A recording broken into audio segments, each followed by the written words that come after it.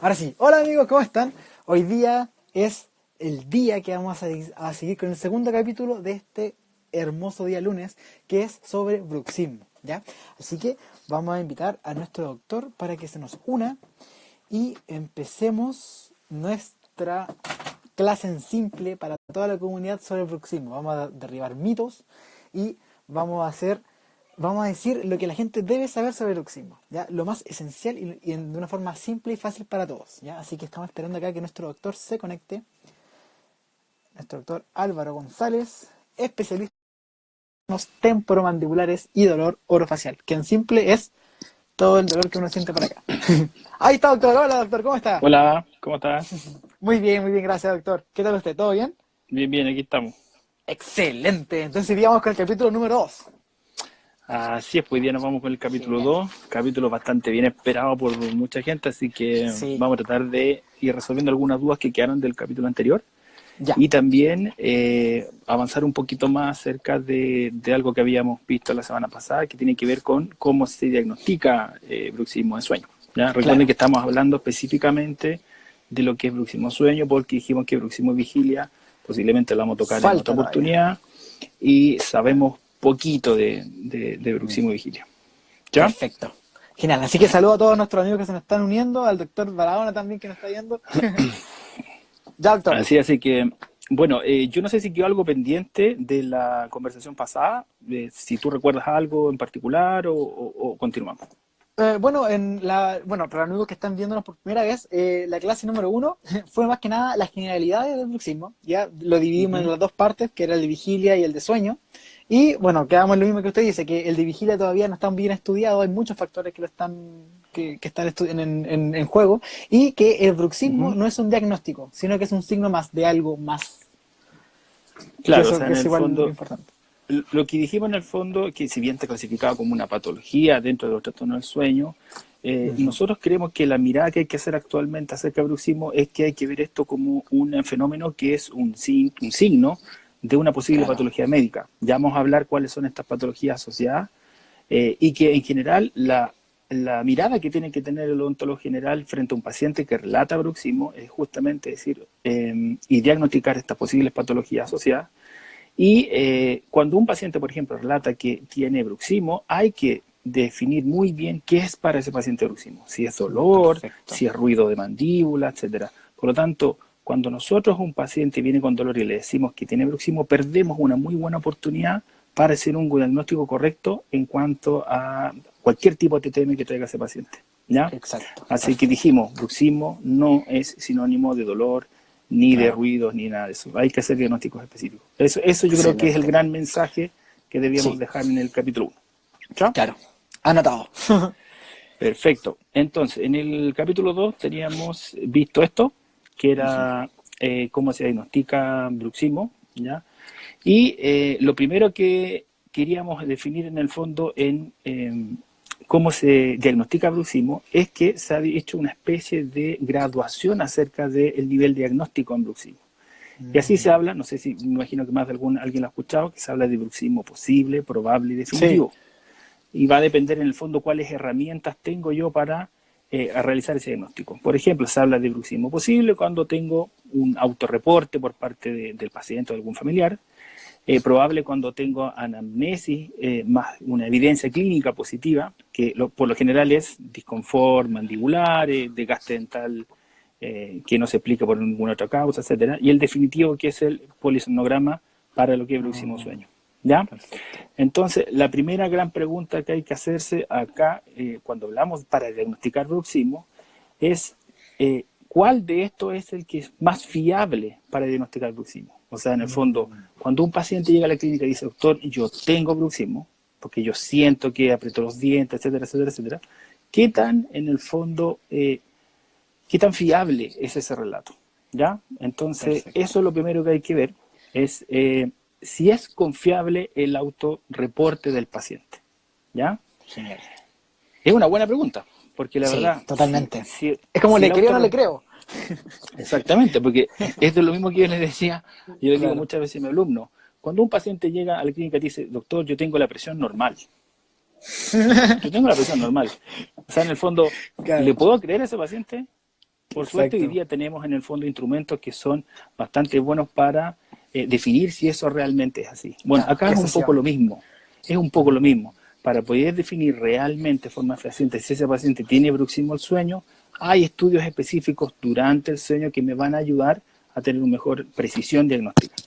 Claro. Entonces, ¿qué dicen los estudios en general acerca de la confiabilidad del reporte?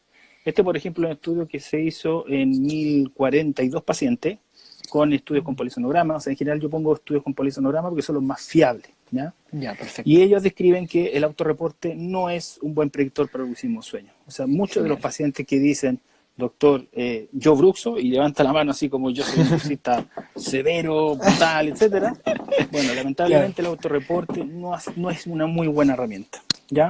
Aquí les genial. muestro otro estudio de autores bien conocidos. Ahí está Karen Rafael, está Gilles Lavigne, por ejemplo, que es uno de los autores más importantes que han estudiado bruxismo sueño. Estudios con 124 pacientes, donde evaluaron también el bruxismo sueño con polisonograma, y efectivamente ellos también describen que el autorreporte no es un buen predictor para diagnosticar bruxismo sueño, ¿ya? Perfecto. En este Genial. otro, por ejemplo, lo mismo. Acá de hecho está el doctor Eduardo Castrillón, que vino hace poco a la Universidad de los Andes, a un congreso de medicina del sueño que estuvo súper bueno. Wow. Y lo mismo, el autorreporte no es un buen predictor para bruxismo del sueño.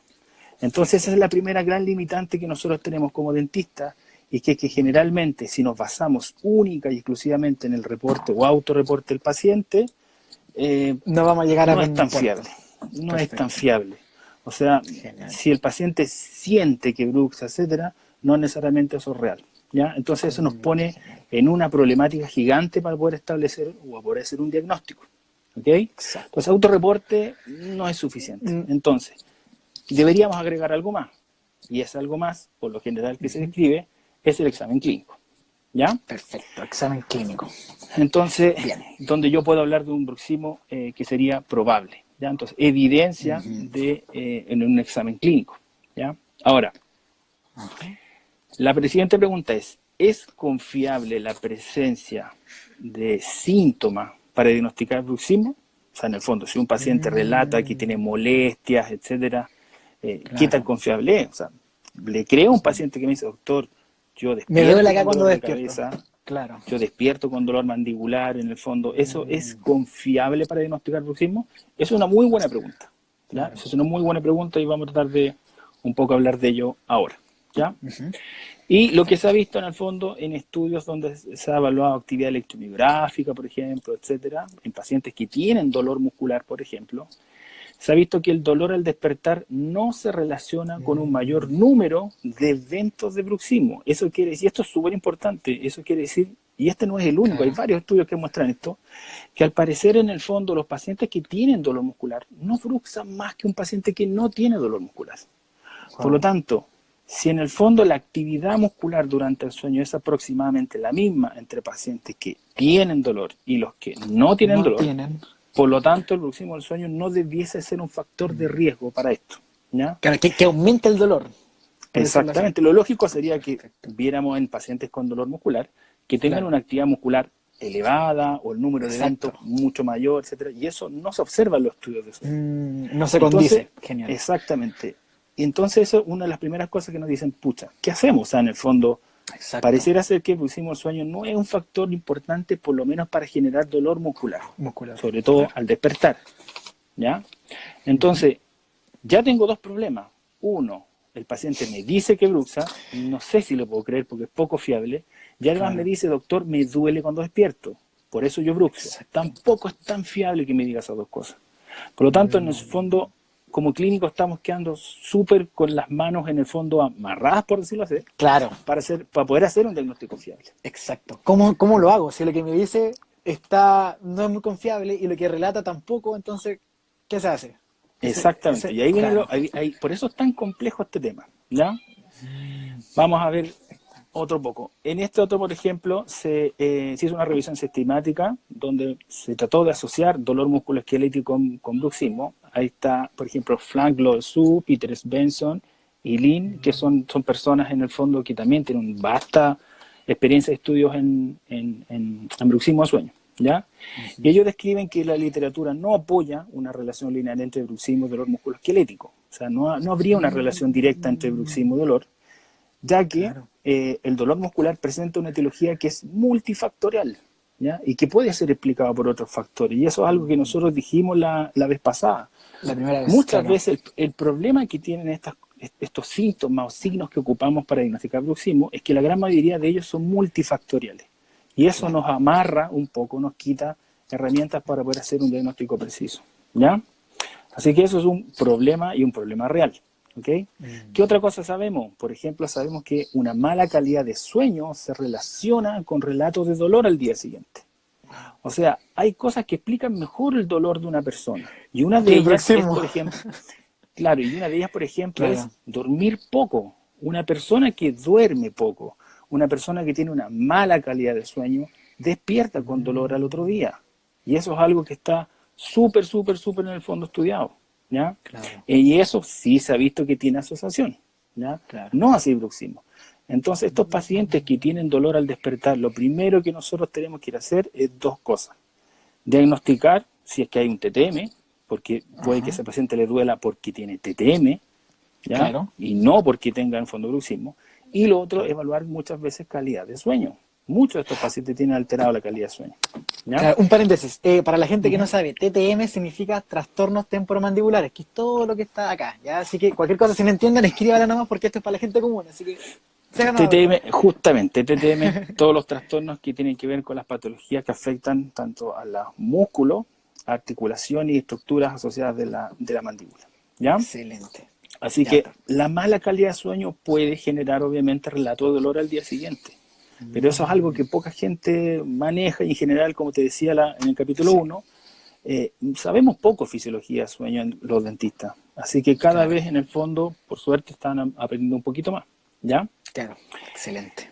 ¿Qué más sabemos? Por ejemplo, lo que había hablado yo la semana pasada, o en el capítulo pasado, que tiene que ver con cefalea al despertar. También muchas veces los dentistas dicen, ok, la cefalea al despertar es producto de bruxismo, pero resulta que las revisiones que ven predictores describen que, por ejemplo, la apnea del sueño, el insomnio, el estrés y la migraña son factores que generan dolor de cabeza al despertar.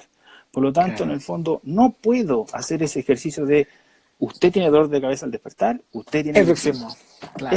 Bien. Ese link hay que comenzar a eliminarlo, porque Claro. hay otras causas que son capaces de generar cefalea al despertar. ¿Ya? Y que están probadas, que es lo otro. Eso es lo otro, que en el fondo son factores que sí están probados y sí en los estudios se demuestra que hay asociación, pero no hay asociación entre bruxismo, por ejemplo, y dolor muscular.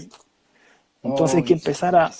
Ahora, ¿cuál es el problema? En el fondo es, ¿cómo me explico entonces que supuestamente si el bruxismo genera grandes cargas, uno lo hace durante mucho tiempo, ¿por qué entonces no estaría generando este dolor muscular? Y ya vamos a ver en el fondo, un poquito más adelante, y no sé si alcancemos ahora, pero lo tengo para el capítulo Quizás 3. dejar la invitación ahí, dejarlo. Para el capítulo 3, que tiene que ver la relación entre bruxismo y sobrecarga oclusal, que es un temazo, porque si logramos definir ese link, de verdad Claro. vamos a generar un quiebre gigante en lo que es la odontología, ¿ya? Así que Se viene, se viene. no, se viene. Genial. ¿Qué más les tengo acá? Lo otro, ¿cuál es el otro parámetro en el cual nosotros evaluamos a nuestros pacientes con bruxismo? Decimos, usted tiene bruxismo. Es cuando hay un desgaste dental excesivo. Las Perfecto. famosas bruxofacetas. Exactamente. Entonces, la clásica pregunta y que hay que hacerse, si eso es lógico, es que cuestionarse todas las cosas acá. Sí, ¿Es confiable la presencia de desgaste dental, en este caso excesivo, para diagnosticar bruxismo? Esa es una muy buena pregunta. Y esta es una clásica foto, una clásica en el fondo imagen que nosotros vemos en Google, donde ustedes quieran. Bruxismo, sale eso. Pacientes con grandes desgastes dentarios, como tú decías, dientes súper planos, etcétera, etcétera. ¿Ya? Y que estos pacientes nosotros nos hemos ido dando cuenta que cuando abren la boca nos encontramos con lesiones lacunares. Son lesiones como tacita que se forman en las cargas cruzales. Yo no sé si se alcanza a ver acá, porque está... Sí, se alcanza a apreciar. A ver, ¿dónde? Pero generalmente nosotros vemos lesiones lacunares. Yo, como te digo, no sé si se alcanzará a ver ahí, pero... Senda que está plano y tiene como un desgaste, no sé cómo explicarlo. Tengo un macro modelo Yo, por ahí, pero no. yo no sé si la imagen ahora me salió, no sé por qué ahora no se ve cuadrada la imagen, pero me gustaría agrandar un poco esto. Pero no sé Ay, si se alcanza a ver ahí. claro. ¿Se alcanza a ver algo? Sí, sí, Ahí sí. parece que sí. Ujú. Entonces, no es esto es típico de los pacientes que tienen ataque ácido, donde en el fondo las lesiones no solamente son Mm, lisas, sino que tienen estas lesiones lacunares, que son como verdaderos hoyitos. Nosotros le decimos a los claro. pacientes que tienen unos hoyitos ahí. Esos hoyitos no se explican por desgaste. O sea, esos hoyitos no se explican por el Mm, roce entre dos superficies, ¿ya? Porque lo claro. lógico es que el roce entre dos superficies lo que genera es dos superficies total y absolutamente Claro, lisas. pero acá vemos que está, y aún así tiene como pequeñas depresiones que son los hoyitos. Exactamente. Eso Perfecto. es típico de una lesión que está donde hay un componente ácido por medio, ¿ya? Claro. De hecho, ahí se Entonces, habla de algo de la biocorrosión. exactamente, esa es una de las Claro. causas que hoy día se sabe que son súper importantes en desgaste dental y que la verdad es que hemos pasado por alto durante mucho tiempo, ¿ya? Mm. No sé si alcanzan a ver ahí, es un poco lo mismo. Ay, se nota claro, po. Si ustedes se fijan ahí, esas lesiones tipo lacunares Claro. o capping que le llaman creo en inglés, Es etcétera, como una ¿ya? sola, una zona parte, entre comillas, plana y de ahí viene como una depresión, que es como... Perfecto. Exactamente. Ese tipo de lesiones son típicas de pacientes donde hay un componente ácido por medio, ¿ya? Donde sabemos Claro. que el ácido más el roce, que puede ser el cepillado, puede ser incluso el roce de la lengua, el alimento, lo que sea, Mm, pero son capaces de generar esta corrosión o biocorrosión, ¿ya? perfecto. Entonces, tenemos que tener claro de que si un paciente llega con desgaste dental excesivo, no puedo hacer el link inmediato en decir, usted tiene desgaste dental, por lo tanto tiene bruxismo. ¿Ya? No Mm, debiese hacer ese link porque tengo que considerar que hay una causa que puede generar un desgaste componente dental, como ácido. es el componente del ácido. ¿Ya? Claro. Que puede ser por dieta, que es muy, pero muy Interesante. frecuente el tema de la dieta, pero también en algunas ocasiones producidos por, eh, por origen intrínseco en este caso, y que Ujú. sería, por ejemplo, pacientes con reflujo gastroesofágico o También, pacientes claro. que simplemente tienen una saliva que tiene un pH menor. Nosotros sabemos que durante el Mm, sueño nos baja la salivación, tenemos claro, menos lubricación y tenemos una saliva que es mucho más ácida. claro, Por el lo pH tanto, baja. hay pacientes que baja tanto el pH que es capaz de generar Mm, este tipo de lesiones. ¿Ya? Así interesante. que ese es un link que hay que empezar a sacar también, que Claro. los pacientes que tienen en el fondo gasto excesivo no Mm, necesariamente son por bruxismo, sino que también por causas que son externas o internas. exacto. ¿Ya? Este está Por súper bueno ejemplo, porque... Ujú. dígame. No, es que, por ejemplo, la primera, el primer capítulo fue el tema de que si es que duele, no es 100% bruxismo. Y ahora estamos diciendo de que si el diente está plano, tampoco es bruxismo. O sea, acá hay dos mitos que ya se están, se están destruyendo, por decirlo, que es lo que está en el común de la gente, tanto como dentistas como pacientes. Sí, o sea, muchas veces los Mm, pacientes creen de que el desgaste es 100% por bruxismo y eso no es claro, así. Increíblemente, perfecto. tenemos muchos pacientes hoy en día que nosotros vemos en clínica que llegan con estos dientes y Mm, empezamos a hacer anamnesis y nos damos cuenta de que tiene síntomas, por ejemplo, de reflujo. Estos pacientes claro, son derivados, por ejemplo, a un gastroenterólogo y efectivamente se le hace el diagnóstico. Entonces, ¿cuál es claro. la gracia de este signo que nosotros vemos? Es que hoy en día el dentista es capaz de ayudar a diagnosticar patologías médicas, Otras como podría cosas, ser, en claro. este caso, el reflujo. ¿Ya? Ujú. Entonces, si nosotros vemos un paciente y no miramos en detalle, no podríamos estar pasando por alto esto. ¿Y cuál es el Claro, problema? Que perdemos una muy buena oportunidad para poder hacer un buen diagnóstico. ¿Ya? exacto. O sea, nos perderíamos en el fondo esta oportunidad. De, ¿Ya? de ayudar al paciente y derivarlo con el Exacto. profesional que corresponde. Excelente. Exactamente. Así que esa es una de las primeras cosas que hay que tener en ojo. Si Ujú. ustedes se fijan aquí, yo les mostré, mira esa lesión pequeñita. Eso es clave. Si tú te fijas, en el fondo son lesiones Mm, pequeñitas que tienen unas características de ser lesiones lacunares. claro, es ¿Ya? como una Si te grieta o fijas, hay una depresión ahí. exactamente, si te fijas en ese Claro. premolar, lo mismo, es muy similar. Y No, si no te... está pulido. Es como. No. Y fíjate en ese molar, Claro. Mm. exactamente lo mismo. En Es el como una fondo muesca. claro, no son lesiones Sí. lisas, no son lesiones lisas, por lo tanto, obviamente, no puedo pensar de que eso es producto del desgaste por bruxismo, ¿ya? Perfecto. Estos casos que nos llegan a clínica y que son muchas veces publicados en internet y los vemos en el fondo a diario, nosotros con estos pacientes lo que hacemos, por las características que tiene eso, no parece desgaste dental por roce, sino que claramente hay un componente ácido. Y muchas veces la anamnesia aparece. Este es el caso de una paciente, por ejemplo, 2 litros, ¿ya? Entonces, si nosotros no hubiésemos, en el fondo, fino en la anamnesis, este paciente hubiese seguido largo, a este paciente le hubiesen hecho la rehabilitación y al final del tratamiento le hubiesen puesto un plano. Claro, porque el plano ¿Ya? es la panacea.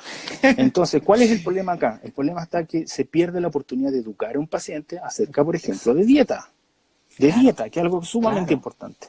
¿Ya?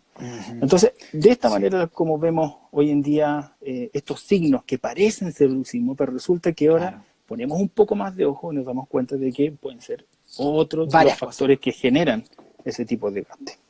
¿Ya? Interesante. Doctora, acá hay una pregunta súper buena. Dice, Dígame. ¿se pueden mezclar desgastes y biocorrosión? ¿Cómo? Acá hay una pregunta que dice, ¿se pueden mezclar desgastes y biocorrosión al mismo tiempo? Sí, totalmente. Y ahí creo que sería más difícil diagnosticarlo porque estaríamos viendo como... Lo que pasa es que yo creo que el desgaste es uno solo. Si en el fondo el desgaste dental excesivo se debe al roce de los dientes, se debe en el fondo a la biocorrosión, o sea, es multifactorial. Ah, perfecto. ¿Ya? Claramente es multifactorial, donde en algunos casos pesa mucho más la presencia de ácido y en otros casos pesa mucho más el roce de los dientes. ¿Ya? Así que, pero lo común en el fondo es que la gran mayoría de los pacientes que vemos con desgaste excesivo hay un componente ácido por medio, en la gran mayoría de ellos. Así que ojo ahí. Es un factor que no estamos viendo. ¿Ya? Así que obviamente nosotros le decimos a los chicos que pongan ojo, ¿ya? La anamnesis. Exactamente. Ahora, ¿cómo se diagnostica el bruxismo de manera un poquito más precisa, por decirlo así, o más certera? Y es mediante el polisonograma, que es un estudio de sueño, donde una persona va a dormir a un laboratorio y donde se le miden distintos parámetros: electroencefalograma, electrocardiograma, electroculograma, saturación de oxígeno, se ven parámetros de respiración, etcétera, etcétera, etcétera. Y dentro de eso se evalúa la actividad eléctrica durante el sueño. Eso quiere decir que al paciente se le pone el electrodo, ¿ya? Que puede ser en el macétero, etcétera, finalmente se pone en el mentón, etcétera, y lo que se evalúa es la actividad eléctrica durante el sueño. Por lo tanto, en el fondo es bastante certero, porque me va a decir de manera objetiva cuántas veces estoy generando estos episodios de bruxismo. ¿Ya? Así que polisonograma es una muy buena herramienta, tiene sus limitaciones como toda herramienta, obviamente, pero es lo mejor que hay hoy en día. ¿Ya? Genial. ¿Qué es lo que evalúa o qué es lo que se ve en bruxismo? Esto, que seguramente la gente ve pura raya, rayitas y cosas así, ¿ya? Pero en el fondo lo que quiero mostrar es que estos son patrones eléctricos, que el neurólogo los observa, los ve, los mide, los clasifica y los diagnostica como bruxismo. Por lo tanto, hay que tener claro de que el electromiograma, o la electromiografía, lo que mide es actividad eléctrica muscular, ¿ya? Que es este famoso concepto que se llama RMMA, que es una sigla rara, ¿ya? Es rara. ¿Qué quiere decir el RMMA? Es simplemente que son episodios eléctricos que ocurren durante el sueño. Y lo que indican es que hay una actividad rítmica de los músculos masticatorios, ¿ya? Eso, por ejemplo, es un episodio de RMMA, donde el paciente generó movimiento mandibular. Y el estudio dice, este paciente está bruxando. Ahora, ¿qué hay que tener ojo? ¿Y cuáles son las limitaciones del polisonograma? Que el polisonograma mide actividad eléctrica. Eso es lo que mide el polisonograma, ¿ya? Si se estimula el músculo, subo con... Ahí, exactamente. Entonces, ahí está el famoso RMMA, que es una actividad, como te decía yo, un patrón de actividad eléctrica durante el sueño, y que eso es lo que mide el polisonograma, ¿ya? En general, los pacientes sanos mueven la mandíbula, sí, sí lo hacen. Se ha descrito que a un ritmo o a una frecuencia de 1 RMMA por hora de sueño. O sea, una persona sana puede mover su mandíbula sin ningún problema. ¿Cuándo se considera bruxismo o para el polisonograma se considera bruxismo? Cuando esa actividad eléctrica se genera con una frecuencia de 2 a 3 eventos por hora de sueño. ¿Ya? Perfecto. Y se considera eso un bruxismo leve. Y un bruxismo severo cuando genera 4 o más de estas actividades rítmicas masticatorias por hora de sueño. ¿Ya? Ahí se considera severo. Y estas contracciones musculares son las que pueden originar, en teoría, rechinamiento dentario. ¿Ya? ¿Y por qué digo podría? Y esto es sumamente importante, ¿ya? Que hay que considerar lo que esperaría un clínico que evaluara el polisonograma y lo que realmente evalúa, ¿ya? Claro. Y vamos a ver en el fondo que lo que evalúa el polisonograma es presencia de actividad eléctrica. Eso quiere decir movimiento mandibular, que es rítmico, en base a patrones eléctricos. Eso es lo que contracción muscular. ¿Ya? Contracción muscular, ¿ya? Claro. Y lo relaciona con otros fenómenos, por ejemplo, respiratorio, con movimientos, con actividad cerebral, etc. Esa es, en esencia, lo que mide el polisonograma. Y estas son las limitaciones que tiene el examen, que es sumamente importante. Primero, no evalúa la cantidad de veces que contactan los dientes. Y esto es sumamente importante, porque para un clínico, el que está en el sillón atendiendo a pacientes, le sería súper útil que este examen evaluara cuántas veces contactan los dientes. Claro. Posiblemente al clínico no le interesan los movimientos donde no contactan los dientes. ¿Ya? Pero lamentablemente el polisonograma no hace diferencia entre movimientos dentarios donde contactan y donde no contactan los dientes. Claro. Porque perfectamente podría haber una contracción muscular que activara, o sea, que se graficara como un RMMA, pero que los dientes no tocaran. Exactamente. Entonces, y para el polisonograma, eso sería bruxismo, como por ejemplo sería un movimiento mandibular sin contacto dentario. Exacto. Wow. Podría pasar, ¿ya? Claro. Así que esa es una de las limitaciones que tiene el polisonograma, ¿ya? Lo otro es que en general no evalúa la fuerza aplicada durante el bruxismo, ¿ya? No evalúa fuerza. Por lo tanto, esto también es algo importante porque un clínico, el clínico, como digo, de sillón, le interesaría saber, por ejemplo, o por lo menos discriminar aquellas actividades musculares donde se sobrepasa un umbral mínimo. Exacto. A mí no me interesaría registrar actividades eléctricas pequeñitas, porque para mí clínicamente como clínico no son no sirven, claro. El polisonograma registra actividades incluso leves, bastante leves, ¿ya? Entonces esa también es una limitante del examen, ¿ya? De cuánta fuerza hay, no podemos saberlo. Exacto. Y entonces evalúa, no fuerza, pero sí evalúa la intensidad mínima de actividad electromiográfica. El problema está que no hay un umbral patológico. En el fondo, no hay cómo decir, mira, desde esta actividad eléctrica hasta acá es patológico, de que hasta acá es algo normal y saludable. Eso hoy día no existe mucho, ¿ya? Entonces, tenemos un problema porque tiene una limitante este tipo de estudio. Y hice una gráfica para que quedara más o menos claro lo complejo que es esto del polisonograma. Fíjense acá. Ojalá se pueda ver. Acá hay una tabla de porcentaje, desde 0 a 100, máximo aprieto voluntario, masticación y bruxismo de sueño. Esto en el fondo, ¿cuánto es el porcentaje de actividad eléctrica que ocupan los músculos cuando uno, por ejemplo, le pide al paciente que muerda con toda su fuerza? ¿Ya? Cuando hacemos exactamente, eso se llama máximo aprieto voluntario. Entonces yo le digo al paciente, muerde con toda tu fuerza y va a generar una actividad eléctrica. Y ese va a ser mi 100%. ¿Estamos? Perfecto.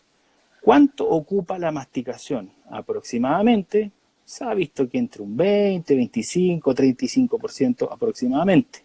¿Qué sería más o menos eso? ¿Ok? ¿Cuánta es la fuerza que dice el polisonograma mínimo? O sea, mínimo. Redale tambores. Para que genere un episodio de bruxismo, el polisonograma me dice que aproximadamente un 10%. ¿Qué? O sea, el polisonograma lo que te dice, cualquier actividad eléctrica que sobrepase el 10% ya es considerado bruxismo. Claro. Por lo tanto, ¿cuál es el gran problema acá que tenemos? Es que el polisonograma sobreestima claramente los episodios de bruxismo. Claro. Claramente sobreestima los episodios de bruxismo. ¿Ok? Porque al clínico, ¿qué le interesaría? Le interesaría que registre actividad eléctrica, por ejemplo, que supere, por lo menos supere el de la masticación. Exacto, porque ahí sería algo como, Sería, esto no es normal. exactamente. Pero hoy en día los polisonogramas y los estudios de polisonograma tienen ese rango. 10, los más antiguos 20%, incluso lo actual y lo que se cambió a partir del 2017, si mal no recuerdo, es que se va a considerar el doble de la actividad basal. O sea, ya con que Perfecto. se supera el doble de la actividad basal eléctrica, se va a considerar un episodio de bruxismo. Entonces, ¿cuál es el problema del Entiendo. polisonograma? Que no evalúa fuerza, ¿ya? Claro. No evalúa actividad eléctrica exagerada, sino que actividad eléctrica mínima de la musculatura mandibular, ¿ya?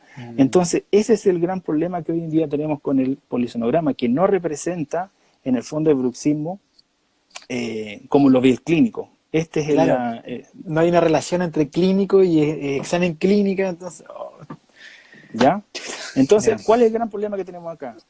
Que hay un bruxismo que como concepción lo tienen los clínicos odontólogos, que para los clínicos odontólogos esta clase de imagen, donde Sí. hay un paciente que está bruxando muy fuerte toda la noche, etcétera, etcétera, etcétera, pero el bruxismo también es visto desde otro punto de vista como medicina del sueño, como algo eléctrico, como un patrón eléctrico, y así se evalúa. Entonces hay una especie de disociación entre lo que el clínico quiere evaluar y lo que Claro. realmente mide el polisonograma, ¿ya? Ese es uno de los grandes problemas que tenemos hoy en día en diagnóstico. Si te fijas, tenemos problemas en el diagnóstico desde el punto de vista del reporte, Claro. tenemos problemas en el diagnóstico desde el punto de vista de las manifestaciones clínicas y tenemos un problema acerca del polisonograma. Claro, que O el sea, examen que supuestamente es para esto. que es el más preciso, ¿ya? Entonces, Claro. te fijas, no es una herramienta 100% efectiva para poder diagnosticar, obviamente que no, tiene sus limitaciones, pero es la mejor Pero que hay. algo nos ayuda. Claro, hasta el momento es lo mejor que hay. Es lo mejor Wow. que hay y por lo tanto es la que vamos a seguir ocupando, ¿ya? Así que ese es un gran drama que tenemos con Hasta el que se polisonograma. desarrolle la tecnología necesaria en este siglo, Exactamente. ojalá. Ahora, la gracia es que con el polisonograma podemos determinar cosas que son interesantes. Por ejemplo, un Ok, bruxista, ¿cuánto tiempo ocupa en bruxar durante toda la noche? Eso nos ha ayudado bastante a saber, ¿ya? claro. Lo otro que nos sirve, ¿cuál es la frecuencia? ¿Cuántas veces genera estos patrones Eventos. de eventos de bruxismo? ¿Cuánto Claro. en promedio genera un bruxista por noche? ¿Ya? Y lo otro que nos ha podido ayudar también el polisonograma, más que polisonograma, algunos estudios de donde se ha visto carga o se ha comparado la actividad eléctrica, es la fuerza o la potencia con lo que se realiza el evento de bruxismo. Y esas tres cosas son claves para poder diagnosticar, para poder en el fondo determinar algo que en odontología es sumamente importante, que vamos a ver en el capítulo 3, que es bruxismo y sobrecarga oclusal. ¿Ya? Wow. Que esto es clave para poder en el fondo hablar de si realmente el bruxismo es o no es capaz de generar, por ejemplo, dolor muscular, dolor articular, etcétera, etcétera, etcétera, porque hay estudios objetivos que han demostrado de que lo que creamos no es tan así. Es increíble lo que ha cambiado Oh, esto.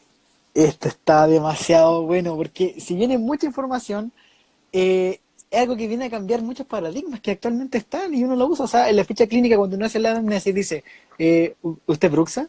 Sí, sí, bruxa. Ah, ya, ok, bruxa. Y listo. Y ahí está. Entonces, eso es lo que tenemos que cambiar. Y desde ahora ya a las nuevas generaciones que se están formando en odontología, que ya saquen ese de dolor muscular, bruxismo. Le doy a la cabeza al despertar, bruxismo. Dientes planos, bruxismo. Ya, esto ya tiene que cortar y lo vamos a seguir insistiendo y lo vamos a seguir publicando siempre. No, está Exactamente. excelente. Una persona Claro. que tiene dolor muscular, por ejemplo, ¿puede bruxar? Claro que sí, pero no puedo hacer el link inmediato. Tengo que Claro. descartar otras causas. Eso es un poco, chicos. Y tampoco con esto quiero decir de que los pacientes no bruxan o Exacto. no se genera rechinamiento, pero lo primero es miremos otra cosa antes de Claro. decirle al paciente que tiene bruxismo. ¿Ya? El paciente Perfecto, llegó con no, dolor, genial. digamos, hagamos un diagnóstico de dolor, veamos qué es lo que le duele, etcétera, etcétera, etcétera. Claro. ¿Ok? Claro. Antes de, a tonta de loca, decir Decir tiene bruxismo, plano. plano y para la casa. Y ojo, plano de por vida. Yo veo que se indica todavía plano de por vida porque es algo incurable. No, claro, y la ¿Ok? gente dice, no, es que se me gastó el plano, quiero hacerme otro, así que necesito otro plano. Y es como, pero es que se evaluó. No, genial. Acá hay un comentario del doctor Barahona que dice, ¿pero qué Dígame. sacamos si nuestros profesores siguen predicando lo antiguo a las nuevas generaciones?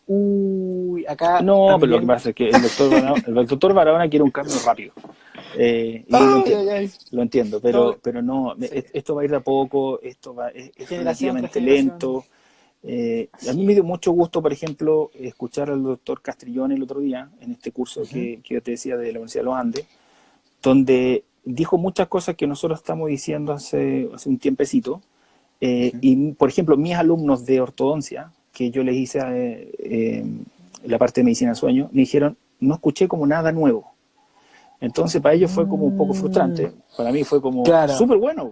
Fue buenísimo, claro, porque eso quiere decir que el nivel que tenemos acá está siendo súper bueno. exacto, están ¿Ya? actualizados. Este cambio va a ir de a poco, chicos. ¿Sí? Esto no va Mm, a cambiar de un día para otro. Y no, créeme no. que lo que estamos hablando hoy día puede que a lo mejor en 10 años más cambie. Si esa es la gracia Mm. de ir en el fondo La acumulando ciencia, evidencia nueva y la ciencia, ¿en qué nos ayuda? Que claro, poco a poco vamos cambiando. Posiblemente en un tiempo más, exacto, en 10 años más, vamos a tener más claridad de esto, lo más claro. seguro. Pero Quizá un examen nuevo, lo que se sabe ahora mm, es esto, ¿ya? claro, Esto es lo que se sabe hoy en día, acumulándose investigaciones de hace 15 o 20 años atrás incluso. O sea, claro. hay cosas que no son tan nuevas, ¿ya? Perfecto. Eso, no sé si O tiene sea, alguien alguna otra pregunta. sí, a toda la gente que nos ve, que tiene alguna duda, pregunta, comentario, escríbala, este es el momento para comentar lo que estamos aprendiendo, porque ahora estamos todos actualizados, o sea, la gente que está viendo este live va a quedar con lo último, por decirlo así, y ya va a tener su mente con otra visión cuando se enfrente a una persona que diga que tiene bruxismo, tanto que sea paciente o como sea algún estudiante o profesional. No, qué excelente. Este capítulo es rudo en el sentido de que esta información es más compleja. O sea, hay que manejar Sí. un poquito de información un poquito más compleja. Ujú. Así que Claro. entiendo que van a quedar muchas dudas, pero espero poco a Sí. poco irla resolviendo. Así Claro, no, que perfecto. Si la gente tiene alguna duda, pregunta, consulta, mándesela directamente a nuestro doctor, porque a veces nos llegan preguntas súper complejas de estudiantes, de profesionales, y en verdad, ontología fácil, recuerden que es para la gente común y corriente, así que dudas específicas con el doctor. A ver, acá dice... Ah, doctor, acá hay una pregunta. Dice, dígame. ¿guías de desoclusión están asociadas a diferentes magnitudes de actividad neuromuscular? Durante el sueño no. Ah, Durante el sueño perfecto. no. Ya, Ya, esto es genial. importante. Hay Siempre muchos la estudios, por diferencia. ejemplo, que han mostrado de que al tener una guía canina, por ejemplo, disminuye la Ujú. actividad electromiográfica y el tener una función de grupo, que es cuando contactan todos los molares, etcétera, Al mismo etcétera, tiempo. tienes una mayor actividad. Ajá. Hay hartos estudios de eso. De hecho, el profesor Miralles, que es chileno y tiene excelentes estudios de eso, tienen una limitación Bueno. y que esos estudios se hacen en vigilia. Esos estudios se hacen Mm, en vigilia. Entonces, lo que no hay de eso es estudios durante el sueño. Y como claro. ya dijimos en el capítulo 1, nuestro cerebro actúa muy distinto cuando está en vigilia a cuando está durante el sueño. ¿Ya? Claro. Así que, a ciencia cierta, la verdad es que no lo sabemos. No sabemos si Todavía no. realmente en el fondo la guía es capaz de generar algún cambio en el patrón, pero los pocos estudios que hay han demostrado de que el número de eventos de bruxismo es Ujú. exactamente el mismo. O sea, no influiría Ya. en el número de eventos. ¿Ya? Perfecto. Así Perfecto. que, como bien dijimos en el capítulo 1, lo del bruxismo del sueño es un fenómeno que ocurre a partir del sistema nervioso central, no a Ujú. partir del sistema nervioso periférico. Por lo tanto, Exacto. si seguimos esa consigna, la guía canina no debiese tener ningún efecto Claro. sobre los patrones de bruxismo sueño. Ninguno. Perfecto. ¿Ya? Genial. O sea, no habría mayor relación entre guía canina a un mayor número de eventos, porque esto va al sistema nervioso central y no al periférico. Excelente. Exactamente. Sí, exacto. Claro. Lo mismo que hemos conversado con el tema Botox. No Sí. tiene Oh, mucho sentido. sí. No, de hecho, doctor, estamos preparando también un artículo que luego se lo vamos a enviar para que lo revise sobre el tema del Botox, porque, bueno, ustedes saben que en la odontología ahora hay mucho odontólogo, hay muchas cosas que se ofrece a la gente, y una de estas es el tema de la bioestética orofacial. y algo de eso hay de Botox. Y muchos dicen, y promocionan, también lo vemos porque nos etiquetan, que con el Botox alivian el bruxismo, cosa que por favor, gente, usted que nos está viendo, no lo crea, porque el bruxismo, como estamos viendo acá, no es algo de inyectarse cosas para que no haya actividad neuromuscular y se pasa, ¿no? Acá va mucho más atrás, es como la gráfica del doctor Barahona del iceberg, en donde en verdad el bruxismo puede ser otras causas más encima. Así que no se crea eso de que el Botox es para tratar el bruxismo, porque no es así que no caigan en eso. Sí, como te decía la vez pasada, sirve Sí. para manejar síntomas musculares, sí sirve, pero Pero claramente, como ya dijimos, no claro. necesariamente una persona que tenga dolor muscular, esa persona va a tener bruxismo. Puede que su causa sea otra totalmente distinta, puede ser, Claro. como te decía, trastorno del sueño, puede que tenga una disminución del umbral doloroso, o sea, eso es un problema a nivel central, que no se maneja Con con Botox. Botox y nada de eso, pero Claro. sí podría tener un efecto positivo porque el paciente siente un efecto analgésico, producto del fármaco, ¿ya? Claro. Pero No, excelente. como indicarlo para Botox, yo creo que no debiese ser. Qué buena, qué buena. Doctor, entonces el próximo lunes, 22 horas, estaremos hablando con el capítulo 3. Sí, el más rudo de todo, Excelente. que este que Claro. pusimos acá, que es bruxismo de sueño y si tiene o no tiene relación con Sobrecarga. sobrecarga oclusal. Que esto es Bueno, clave, como te decía yo, porque esto es un paradigma que está hace mucho tiempo en la odontología y la verdad es que por lo menos para bruxismo a sueño está súper cuestionado hoy en día. wow, wow. Para la gente común que no entiende qué es lo que es esto de la sobrecarga oclusal, es más que nada cuánta fuerza uno está haciendo al momento de apretar los dientes. ¿Ya? Así que el siguiente capítulo vamos Exactamente. a ver si el bruxópata realmente aprieta más los dientes que en un estado de vigila o que normal. Así que eso lo vamos a ver en el capítulo 3, que es el siguiente día lunes, a las mismas horas, que es las 10 de la noche. Exacto. Sí. Qué bien, doctor. Doctor, una vez más, agradecerle por su tiempo, por compartir todo este conocimiento que en verdad es bastante complejo, pero lo ayuda a hacer en simple para la gente, para el estudiante que nos está viendo. Y agradecerle, en verdad. Mira, traté de hacerlo simple. Como le digo, es complejo, es Sí, difícil hablar en palabras simples de esto. Es claro. súper complicado, Hay mucho pero tecnicismo también. es mucho tecnicismo, así que espero que le haya Sí. quedado claro a la gran mayoría de la gente. Muchas gracias, doctor. De verdad se pasó. Así que nos estaríamos viendo el próximo lunes. Ok, nos Ya, vemos. doctor, muchas gracias. Gracias a toda la gente que nos vio. Que esté muy bien. Chao, chao. Chao, chao.